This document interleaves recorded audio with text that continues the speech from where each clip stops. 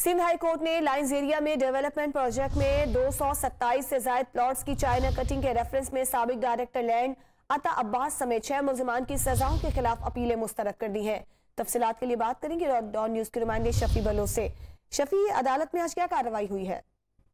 जी, मुल्जिमान की जानिब से एहतसाब अदालत में सजाओं के खिलाफ जो है वो सिंध हाईकोर्ट में अपील दायर की गई थी, जिस पर आज अदालत ने जो है वो इस्तगासा के शवाहिद का जायजा लेने के बाद और दरख्वास्त गुजारों के वकला के जो है वो दर्ज सुनने के बाद जो है अदालत ने इनकी तमाम मुल्जिमों को एहतसाब अदालत की जानिब से 7 साल कैद की सजा दी गई थी। तमाम सिंध हाईकोर्ट ने इन सजाओं की मुद्दत 7 साल से और एहतसाब अदालत ने मुल्जिमान पर 50 लाख रुपए फी का जुर्माना भी आयद किया था। और इस रेफरेंस में सजा पाने वाले दीगर मुजरिमों में फरीद अहमद यूसुफानी, ताहिर जमील दुरानी, फरीद नसीम शाहिद उमर, वसीम इकबाल शामिल है।